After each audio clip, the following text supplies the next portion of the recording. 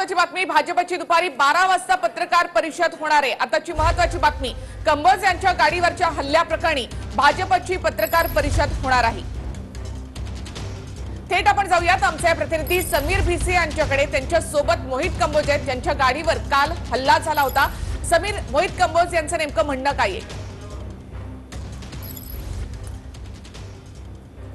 बिल्कुल निखिला, 12 वाजता पत्रकार परिषद आहे भाजप कार्यालयामध्ये आणि त्यासाठीच मोहित कंबोज आता प्रदेश कार्यालयाच्या दिशेने निघालेले आहेत। काल गाड़ी पर हल्ला झाला, त्या पार्श्वभूमि सगळी पत्रकार परिषद। सर, कल आपकी गाड़ी पे जिस तरीके से हमला किया गया, शिवसैनिक की ओर से ये कहा गया, उनके खासदार की ओर से कहा गया कि आप गाड़ी से उतरे, रेकी की और इस वजह से जो है वो उन्होंने इस तरीके से रिटेलिएशन सामने आया। देखिए, शिवसेना का काम है आरोप लगाना।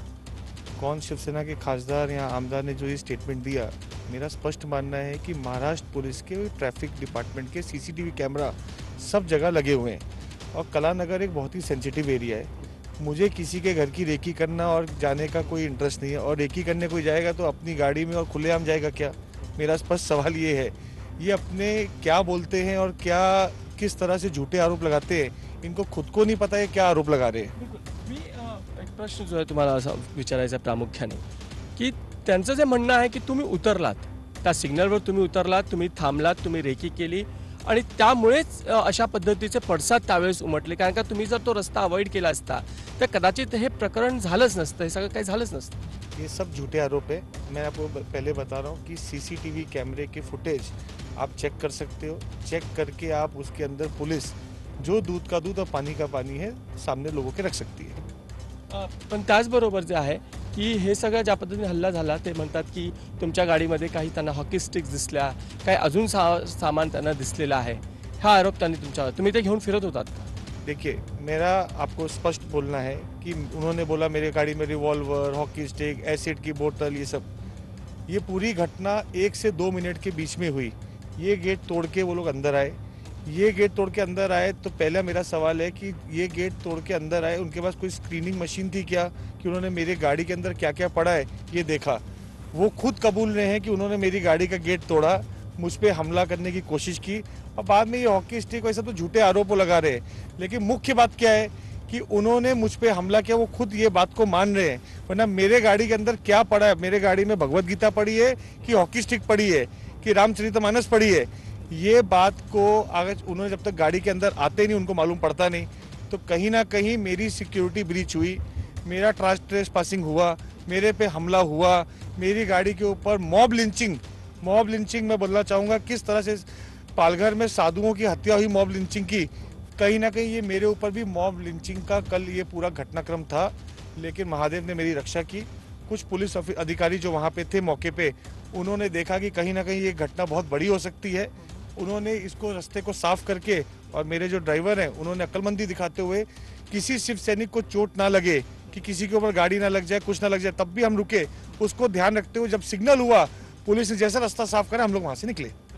दूसरा एक मॉब, जिसकी आप बात करें कि मॉब लिंचिंग का प्रकरण घडू शकत होतं, दुसरंच आता सध्या बघत आहोत की रवी राणा, नवनीत राणा ज्या पद्धतीने काल भूमिका त्यांनी जाहीर केली, आज त्या भूमिकेवर ठाम आहेत की त्यांना मातोश्रीवर जाऊन हनुमान चालीसाचं पठण करायचं। मोठ्या संख्येने तिकडे शिवसैनिक जे आहेत त्यांच्या दारावर जाऊन पोहोचलेत, बिल्डिंगवर जाऊन पोहोचलेले आहेत, त्याबद्दल तुम्ही काय म्हणता? देखिए, ऐसा है कि बंगाल में ममता दीदी को जय श्री राम के नारे से डर लगता है, और महाराष्ट्र में मुख्यमंत्री उद्धव ठाकरे साहब को हनुमान जी के चालीसा से डर लगता है। हनुमान जी से उद्धव जी को डर क्यों? हनुमान चालीसा का पाठ होने से भूत पिशाच पचेस सब वहां से भाग जाते हैं, तो उनको डर किस बात का है? दूसरा, एक मियाँ बीबी, 2 लोग जो एक खासदार एक आमदार हैं, एक इंडिपेंडेंट दल है, इंडिपेंडेंट दोनों मेंबर ऑफ पार्लियामेंट और एमएलए है महाराष्ट्र के, उन्होंने पूरी शिवसेना के घोड़े लगा दिए। पूरे शिवसैनिक, आमदार, खासदार रोड पे उतर गए। एक 2 आदमी के लोगों के दल ने पूरे महाराष्ट्र की शिवसेना को रोड पे लाके खड़ा कर दिया। तो मैं ये खुद बताऊं कि बौखलाहट किसके अंदर है, डर किसके अंदर है, ये खुद सामने महाराष्ट्र पूरे देश की जनता देख रही है। लेकिन ज्या पद्धतीने संजय राऊत मात्र म्हणतात की या सगळ्यांच्या पाठीमागे भाजप आहे, भाजप हे सगळं करतंय, शिखंडीचा वापर ते करतायत।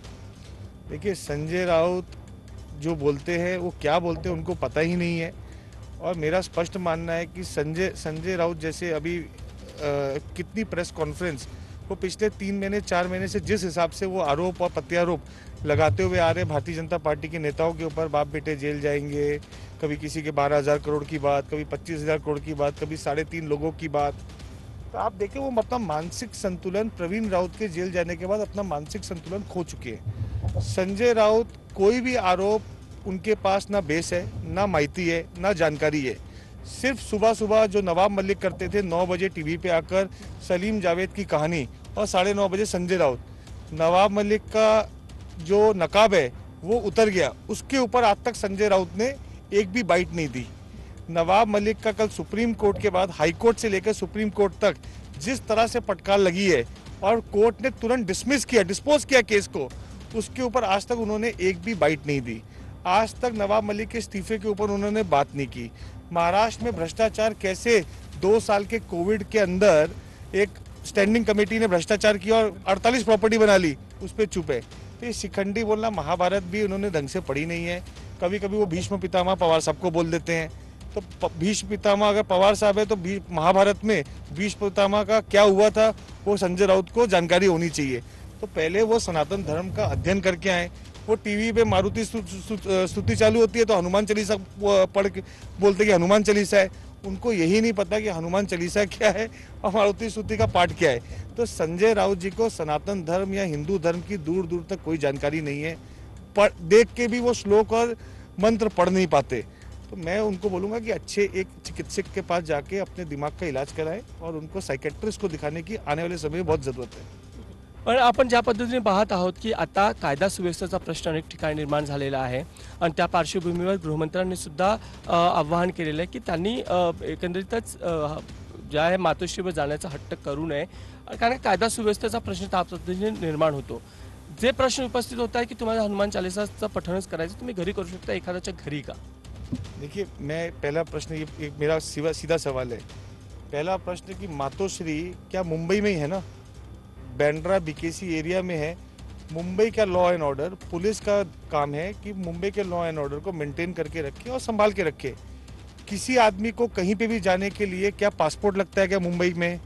या आदमी मालवानी के अंदर अगर शोभा यात्रा निकलता है रामनवमी में, पुलिस पूछती है कहाँ से आए हो, कौन हो, किधर जाना है?